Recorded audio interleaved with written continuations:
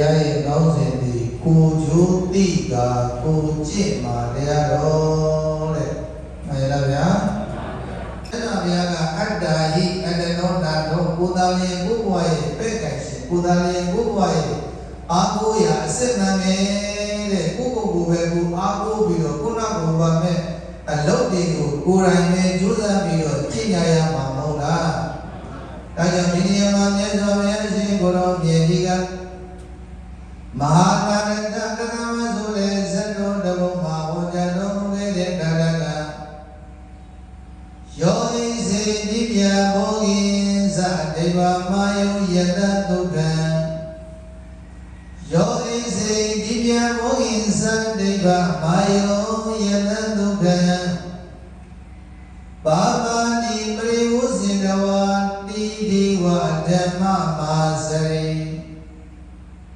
ယောဂလောခြင်းမျိုးကောင်းသာမျိုးကောင်းသမီးသည်ဒိဗ္ဗဝိဇာနတဖြင့်သောစီစိန်ဥစ္စာတို့ကို၎င်းဒိဗ္ဗမာယုဇာနတဖြင့်သောအသက်ရှိခြင်းကို၎င်းဒိဗ္ဗယေလဇာနတဖြင့်သောချမ်းရံပေါ်များခြင်းကို၎င်းဒိဗ္ဗဒုက္ခဇာနတဖြင့်သောချမ်းသာခြင်းကို၎င်းအိစေလိုရှိသည်ဖြစ်တဲ့အဲ့တော့လူတိုင်းမှာနတ်နိုင်ဖြစ်တဲ့စီဝေဥစ္စာနတ်နိုင်ဖြစ်တဲ့အသက်ရှင်ခြင်းနတ်နိုင်ဖြစ်တဲ့အချမ်းရံနတ်နိုင်ဖြစ်တဲ့ချမ်းသာခြင်းကိုအိစေတကယ်လိုရှိရတယ်ဆိုရင်ဘာပါလိမကောင်းမှုအကုသိုလ်ဒုစရိုက်တွေကိုပရိကိုယ်စေတဝါရှောင်ခြင်း၍ဒီဝိရသုံးပါးပြည့်စုံသောဓမ္မသူစရိုက်တရားတို့ကိုအာစရိကောင်းစွာမှတ်ပြီးကြည်တိုင်းပါပေ၏ဟု၍ဘဂဝါသုံးလောကဒုက္ခရှင်တို့မြတ်ဖယားကအဝဇ္ဇကောင်းစွာမှတ်ပြီးမိကြတော်မူခဲ့ပါပေတည်း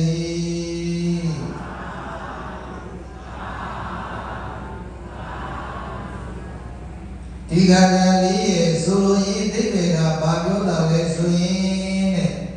ဒိဗ္ဗဘောဂဒိဗ္ဗမာယုဒိဗ္ဗယနာဒိဗ္ဗဒုက္ခ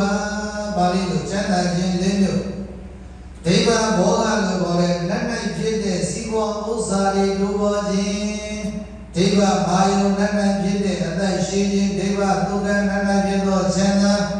ဒိဗ္ဗယနာလက်၌ဖြစ်သောအချမ်းရံတွေနဲ့ပြည့်စုံခြင်းရတယ်ပိုးများခြင်းရတယ်အဲ့ဒီအကျိုးတရားတွေကိုရရှိခံစားခြင်းရတယ်ဆိုရင်တဲ့မြတ်စွာဘုရားကပါမဏိပရိဝုဒိတဝါပါမဏိပရိဝုဇိတဝါမကောင်းမှုအကုသိုလ်ဒုစရိုက်တရားတွေကိုရှောင်ခြင်းရမယ်တဲ့အဲ့ရှင်းရှင်းလေးပဲဗျာမှန်လားဗျာမြတ်စွာဘုရားကအဲ့ဒီအကျိုးတွေလိုချင်တယ်ဆိုရင်ဘာတွေရှောင်ခိုင်းတာလဲပါပါဏိပရိဝုဇိတဝါမကောင်းတဲ့ဒုစရိုက်တရားတွေကိုဘာလို့ခိုင်းတာလဲရှောင်ခြင်းခိုင်းတာဘာတွေခိုင်းတာလဲမကောင်းမှုအကုသိုလ်ဖြစ်စေတဲ့ဒုစရိုက်တရားတွေကိုမင်းတို့တွေရှောင်မယ်ဆိုရင်တဲ့အဇောကပြောခဲ့တဲ့နတ်တိုင်းဖြစ်တဲ့ချမ်းသာဒုက္ခအမျိုးမျိုးကိုရရှိခံစားနိုင်တယ်ဒါဆိုရင်အဲ့ဒီကိုအကျိုးကိုသိပြီးတော့ကိုကျင့်မှသာလည်းအဲ့ဒီအကျိုးတွေကရမှာမဟုတ်လားဒါကြောင့်မို့ဒိဗ္ဗဘောဂနတ်၌ဖြစ်တဲ့ချမ်းသာဒိဗ္ဗယတနတ်၌ဖြစ်တဲ့အချမ်းရံဒိဗ္ဗမာယုနတ်၌ဖြစ်တဲ့အသက်ရှိခြင်းဒိဗ္ဗဒုက္ခနတ်၌ဖြစ်တဲ့ချမ်းသာခြင်းတွေကိုရရှိခြင်းနဲ့ဆိုရင်ပါပါဏိပရိဝုဇိတဝါမကောင်းမှုတွေကိုရှောင်ပြီးတော့တိဝိရဓမ္မမာစရိကောင်းတဲ့တရားသူစရိုက်တရားသုံးပါးကိုကျင့်ရမယ်တဲ့သူစရိုက်တရားဘာမှလဲညာကာယသူစရိုက်ဝစီသူစရိုက်မနောသူစရိုက်တဲ့တိဝိဒဓမ္မမာစရိအဲ့ဒီသုံးပါးအများရှိတဲ့သူစရိုက်တရားတွေကိုကျင့်ရမယ်ဆိုတော့ကာယသူစရိုက်ကဘယ်နှပါးရှိလဲဗျာသုံးပါးရှိတယ်ဘယ်နှပါးရှိလဲအဲ့တော့မြတ်စွာဘုရားကဒုစရိုက်တရား10ပါးသူစရိုက်တရား10ပါးဆိုပြီးတော့ဟောတာကဟုတ်လားအဲ့တော့အချင်းအချင်းဆိုရင်သူစရိုက်တရား3ပါးဒီကာယသူစရိုက်ဝစီသူစရိုက်မနောသူစရိုက်ဆိုပြီးတော့သူစရိုက်တရားဘယ်နှပါးလဲအဲ့ဒီသူစရိုက်တရား3ပါးလေးမှာမြ ကိုတတ်ချင်းမှရှောင်ရင်းခြင်းသည်ဟူသောပါဏာတိပါဒဝိရတိတဲ့မှန်လားဗျာသူများတတ်ကိုမတရားဘူးသူများဥစ္စာကိုမဖိုးရဘူးသူများသားမယားကိုမပြစ်မှားရဒါသူစရိုက်တရားပဲမို့လားအဲ့ဒီသူစရိုက်တရားတွေကိုဘာလို့ခိုင်းတာလဲရှင်းခိုင်းတာရှောင်ခိုင်းတာမလားမြတ်စွာဘုရားကသူများတတ်ကိုတတ်ချင်းမှရှောင်သူများဥစ္စာကိုချင်းမှရှောင်သူများသားမယားကိုပြမဆုံးကားခြင်းမှရှောင်ရမယ်တဲ့ဒါကာယသူစရိုက်၃ပါးကိုဘာလို့ခိုင်းတာလဲကာယသူစရိုက်တွေကိုကျင့်ခိုင်းပြီးတော့ကာယဒုစရိုက်တွေကိုဘာလို့ခိုင်းတာလဲရှောင်ခိုင်းတာမှန်လားဗျာအဲ့တော့နိဗ္ဗိဒဓမ္မမာစရိအဲ့ဒီကာယဒုစရိုက်၃ပါးဝစီဒုစရိုက်၄ပါးမနောဒုစရိုက်၃ပါးလို့ခေါ်တဲ့သူစရိုက်တရား10ပါးကိုအမြဲမပြတ်ကျင့်ပြီးတော့မှပါပါတိပရိကုစိတ္တဝါမကောင်းမှုအကုသိုလ်ဒုစရိုက်တရားတွေကိုရှောင်ကျဉ်ပြီးတော့နေကြမယ်ဆိုရင်တဲ့နတ်တွေရဲ့ချမ်းသာဒုက္ခတွေကိုအမျိုးမျိုးရရှိခံစားဆန္ဒရနိုင်တယ်တဲ့အဲ့ဒါတွေရဖို့ဆိုရင်ဘယ်သူကျင့်ရမှာဘယ်သူကျင့်ရမှာလဲကိုယ်တိုင်ကျင့်ရမှာအဲ့ဒီအကျိုးတရားတွေကိုသိတာပြီဆိုရင်မကျင့်ရမှာလဲကိုယ်ကကျင့်ရမှာမှန်လားဗျာဒါကြောင့်မို့ယောဟိစီဒေဝဝဂိသံဒေဝမယောယတဒုက္ခဘာဝတိပရိဝဇေနဝတိမိဓမ္မမစရိဘေကဝေခြေသာခြေသမီးတို့ချင်းမျိုးကောင်းသားမျိုးကောင်းသမီးဒီနတ်တိုင်းပြည်သောစီဝါဥစ္စာနတ်တိုင်းဖြစ်သောအသက်ရှိခြင်းနတ်တိုင်းဖြစ်တဲ့ချမ်းရနတ်တိုင်းဖြစ်တဲ့ချက်တာဒုက္ခကိုတကယ်လို့ခြင်းရခြင်းများတဲ့ဆိုရင်တော့မကောင်းမှုအကုသိုလ်ဒုစရိုက်တွေကိုရှောင်ရှားလို့ကောင်းတဲ့ကာယဒုစရိုက်ဝစီဒုစရိုက်မနောဒုစရိုက်ကိုခေါ်တဲ့ဒုစရိုက်တရား၃ပါးကိုကျင့်ကြံကြရမယ်လို့ဘဂဝါသောလောကဒုရာရှင်တော်မြတ်ဗျာကအဝဇံကောင်းစွာမသွေမိကြတော်မူခဲ့ပါပေတည်း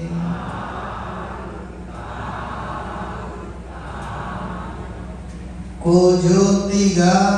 ကိုချစ်မှာဒါကြောင့်ဆိုလိုက်ကြစမ်းမှာမကောင်းမှုရှောင်ကောင်းမှုဆောင်ခုနောင်စည်းစိမ်ရာ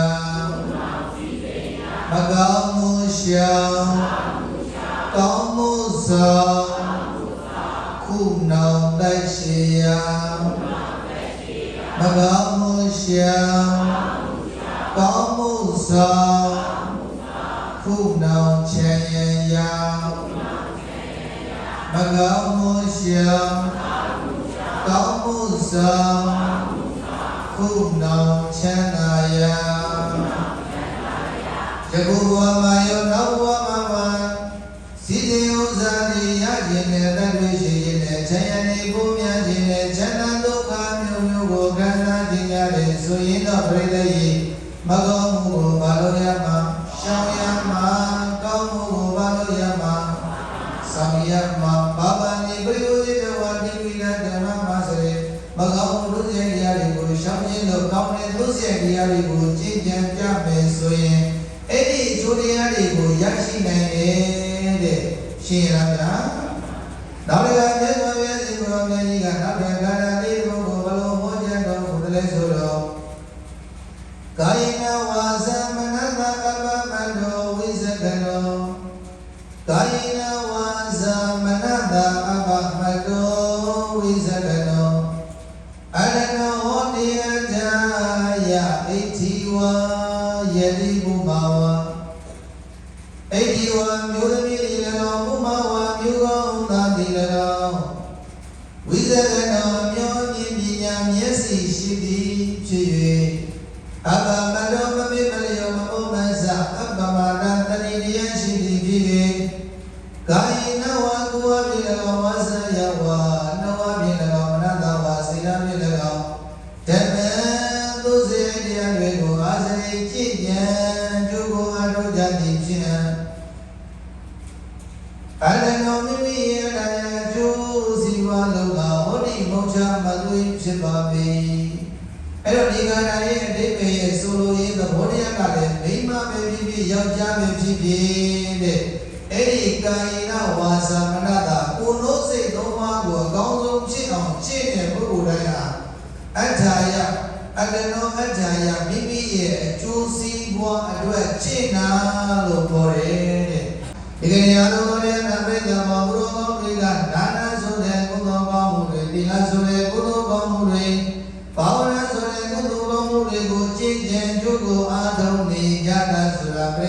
ကိုအတွက်ပဲကိုလုပ်နေတာမလားဒီဒါနတွေဒီသီလတွေဒီသမဏဝိပဿနာတရားကုသိုလ်ကောင်းမှုတွေဆိုတာသူများအတွက်လားကိုအတွက်လားသူများအတွက်လားကိုအတွက်လားကိုအတွက်ဆိုရင်ပြိတ္တိဒီကနေ့ငါတို့ပြုလုပ်တဲ့ဒါနသီလဘာဝနာကုသိုလ်ကောင်းမှုတွေဟာငါတို့အတွက်ပဲဆိုပြီးတော့မိမိတို့ပြုလုပ်တဲ့ဒါနသီလဝိပဿနာဘာဝနာတရားတွေကိုအကောင်းဆုံးဖြစ်အောင်မကျိုးမပေါက်အောင်ဒိဋ္ဌိစောင့်ရှောက်ကြဖို့မလိုဘူးလားဗျာတန်ဖိုးထားကြဖို့မလိုဘူးလားအဲ့တော့ဘုရားသီလခံယူဆောင်ကြရတဲ့ဘုရားပြီးတော့ဒီလိုမှတို့ယနေ့တနေ့ကမလုံးဘုရားသီလနဲ့ပြည့်စုံသောသီလတို့မြတ်ကိုတနေ့ကလုံးမကျိုးမပေါက်မပြောင်းမကြအောင်ဒိဋ္ဌိစောင့်ရှောက်ပါမယ်ဘုရားလို့သီလတွေခံယူဆောင်တည်ကြပြီးတော့အဲ့ဒီသီလရဲ့ဆိုတာသီလရဲ့အကျိုးကျေးဇူးကိုလည်းပဲတန်ဖိုးထားတတ်ကြဖို့မလိုဘူးလားတက္ကကနတ်သမီးတစ်ပါးကအခုလိုဘုန်းလေးကသမယမှာလူပြည်လူရောမှာရှိတဲ့ဘုဘုသည်တွေကိုကြည့်ပြီးတော့မှနတ်သမီးတစ်ပါးကလက်ပြင်မှာစိတ်ညစ်နေတာတဲ့အဲ့လိုနတ်သမီးတစ်ပါးကစိတ်ညစ်နေတာကိုတရားမင်းကမြင်ပြီးတော့မှတရားမင်းကအိုးနတ်သမီးလေးမြင်ပါလေကြည့်ပြီးတော့စိတ်ညစ်နေတာလေလို့တရားမင်းကမေးလိုက်တော့နတ်သမီးကအရှင်တရားမင်းတဲ့လူပြည်လောကမှာရှိတဲ့လူတွေဟာဥပုပ်လေးတွေမှာလူပေါင်းရာတော်မကများစွာဥပုပ်သီလတွေခံယူစောင့်တည်ကြနေတယ်ခံယူစောင့်တည်နေတာကိုတပည့်တော်မှမြင်ရတယ်အဲ့ဒီလိုသာလူတွေကဥပုပ်သီလတွေခံယူစောင့်တည်ပြီးတော့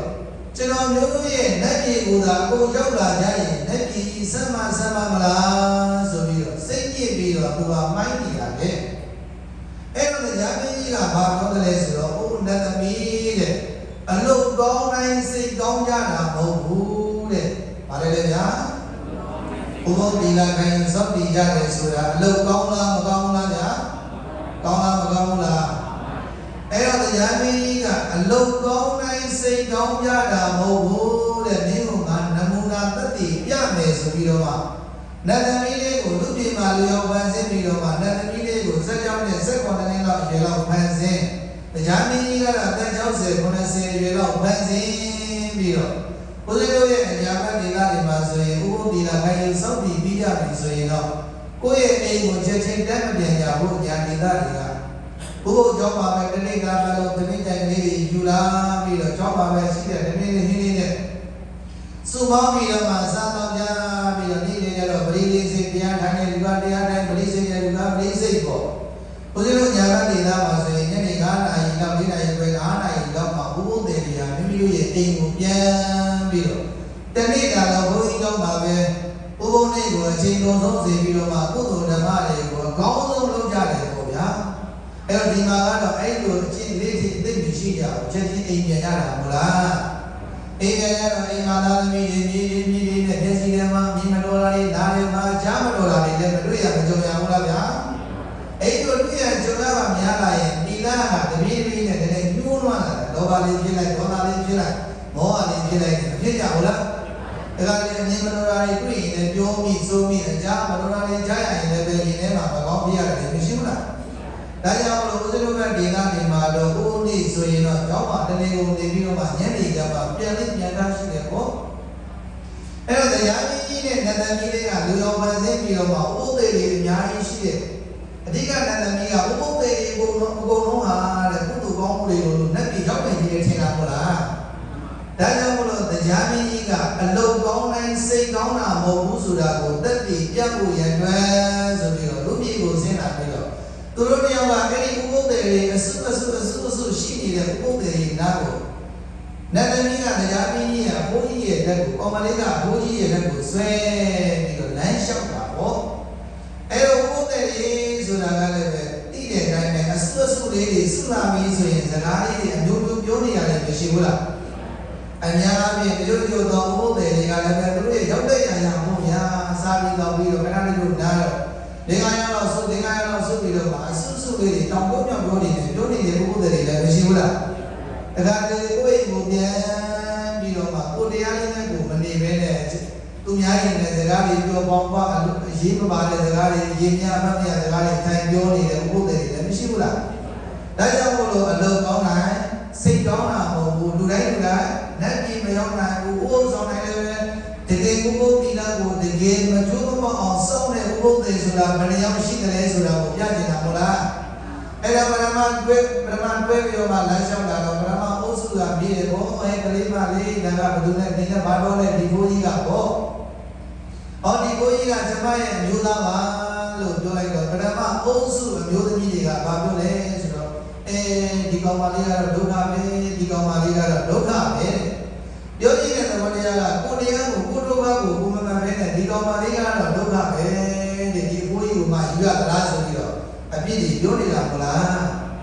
နောက်တစ်စုကြိုက်တယ်လည်းဒီလိုပဲဟဲ့ကောင်းမလေးဘယ်တော့မလို့လဲဆိုတော့ကျွန်တော်တို့ဒီကိုလာတာပါဟဲ့နင်းနဲ့ဘာတော့လဲဆိုတော့ဒါကတော့ကျွန်မအမျိုးသားပါလို့ပြောလိုက်တော့ဟဲ့ဒီဘိုးကြီးကအသက်ကြီးမှငုံမြဲလို့ကြိုက်တယ်ဆိုပြီးတော့တချို့ဥပုသ်တွေကနောက်ကနေအနေအပြင်ပြောနေကြတာတဲ့မှန်ရလားဗျာအသက်ကြီးမှငုံမြဲလို့ကြအသက်ကြီးမှစီစီခံတယ်အသက်ကြီးမှဒီကောင်မလေးတော့ဒုက္ခပဲခဏမကြခင်ဒီကောင်မလေးတော့ဘောဆိုးမှပြည့်ရရှိဩကုဒုက္ခကိုကိုယ့်ရဲ့အကဲကိုကိုယ့်ရဲ့တိလာကိုကိုစင်ကျင်ပြီးတော့မှမနေပဲနဲ့ဘာမှမဟုတ်တဲ့အဖြစ်တွေအတင်းထိုင်ပြောနေတာမဟုတ်လားအလုကောင်းတိုင်းစိတ်ကောင်းသလားဗျာတရားမင်းကြီးကတသမီးလေးကိုစိတ်ကြည့်နေတဲ့တသမီးလေးကိုဒီဥပုသ်တွေဒီထဲမှာ50ရှိပြီပဲ50လုံးဟာတဲ့စိတ်ကောင်းရှိတယ်လို့မထင်ပါနဲ့တဲ့ပြီးရင်သူများအတင်းပြောနေတဲ့ပုဂ္ဂိုလ်တွေလည်းဒီထဲမှာရှိကောင်းရှိရင်ရှိမယ်ရှိကြမှာလည်းရှိမယ်ပေါ့ဗျာမှန်လားဗျာအဲ့တော့တရားမင်းကြီးကနောက်ဆုံးဥပုသ်တဲ့အမျိုးသမီးကြီးတရားကရေဥပဇင်လေးဒီမှာထိုင်ပြီးတော့ပရိသေစိတ်ပြီးတော့မှနေတာကိုတရားမင်းကြီးနဲ့အဲ့ဒီကောင်ပါလေးကအဲ့ဒီနံသွားပြီးတော့မှဘွားရေးသမီးတို့ရေလေးတောင်းချင်လို့ပါဗျာဆိုတော့သွားတော့အဲ့ဒီဘွားကလည်းအေးသမီးလေးအမေကြီးခက်နိုင်မယ်ပေါ့ဟောရပါလေဘွားရေးဘွားကအသက်ကြီးနေပြီပဲလို့ပြောလိုက်တော့မဟုတ်ပါဘူးတဲ့ဒီနေ့ငါတိလာကုသိုလ်တွေကျိုးစားပြီးတော့မှအားထုတ်လိုက်တာငါတိလာကုသိုလ်တွေအများကြီးရနေပြီဒါနကုသိုလ်တွေလုပ်ချင်လို့ပါဆိုပြီးတော့ဒီကြီးကိုတွေကကြီးတွေကိုငါကိုယ်တိုင်ခက်တာကငါဒီကုသိုလ်တွေကိုရအောင်ယူချင်လို့ပါဟဲ့ဆိုပြီးတော့အဲ့ဒီအဖိုးကြီးနဲ့အဲ့ဒီကောင်မလေးကိုဓမ္မကြီးကစိတ်ရှင်းရှင်းစိတ်တတ်တာလေးနဲ့သူ့ရဲ့ဒါနကုသိုလ်ရချင်လို့ရေလူလေးပေးလူလိုက်တယ်ဆိုတော့ပြောချင်တာကကျောင်းတိုင်းမှာဥပုသ်တွေစောင့်နေရတဲ့ဥပုသ်တွေတိုင်းဟာအလုတ်ကတော့ကောင်းနေတယ်မဟုတ်လားအလုတ်ကောင်းလားမကောင်းလားဗျာအလုတ်ကတော့ကောင်းနေတယ်ဒါပေမဲ့လူတိုင်းစိတ်ကောင်းဖို့မလိုဘူးလားအဲ့လိုစိတ်မကောင်းဘူးဆိုတော့တရားမင်းကတွေ့လာတဲ့ဥပုသ်တွေရာကောင်းများစွာရှိပေမဲ့အဲ့ဒီရာကောင်းများစွာဥပုသ်တွေတိုင်းဟာနတ်ပြည်ကိုရောက်လာဖို့ရန်အတွက်အကြောင်းတရားတွေကျင့်တဲ့ဥပုသ်တွေနဲ့မကျင့်တဲ့ဥပုသ်တွေကမကျင့်တဲ့သူကပုံများတယ်ဒါကြောင့်သင်စိတ်ညစ်မနေနဲ့တဲ့လို့ကျင့်တဲ့သဘောတရားကကိုစောက်တည်ထားတဲ့ကိုယ့်ရဲ့ဥပုသ်သီလကိုတန်ဖိုးထားပြီးတော့စောင့်ရှောက်ကြရမယ်လို့ပြောချင်တာမဟုတ်လားဗျာအဲကြောင့်သီလရဲ့အကျိုးတရားတွေကိုသိပြီးတော့မိမိတို့ရဲ့ယင်ထဲမှာလောဘတွေဒေါသတွေမောဟတွေလောင်မြိုက်လာပြီဆိုရင်ဒီနေ့ကကိုယ်ပါသီလကိုင်းစောင့်တည်ထားတဲ့သူများပေါ်မှာဒေါသထွက်စရာတွေနဲ့မြင်ရမြင်အကျိုးကကြားရပြီဆိုရင်ငါဒီနေ့ကိုယ်ပါသီလကိုင်းစောင့်တည်ထားတဲ့တခြားလောဘဖြစ်စရာအကြောင်းတရားမောဟဖြစ်စရာအကြောင်းတရားတွေနဲ့တွေ့လာရင်လည်းပဲ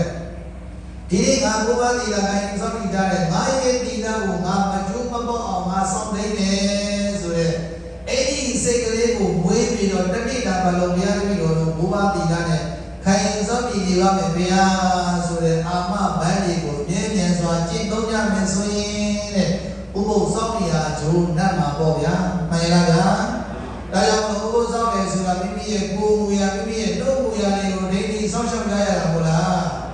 ကာယဒုစရိုက်ဒီရှောင်းခြင်းဝစီဒုစရိုက်ဒီရှောင်းခြင်းအဲ့ဒီလိုရှောင်းခြင်းရင်းဟာဒီလာပဲ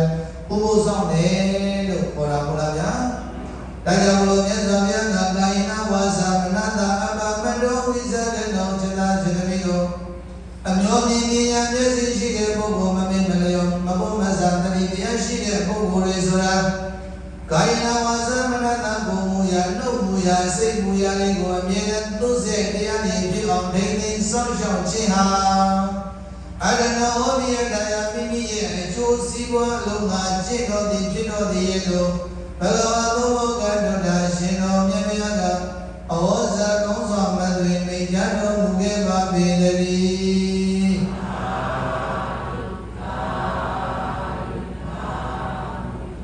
ကိုကျိုးတိကကိုကျင့်ပါတဲ့မှန်လားဗျာ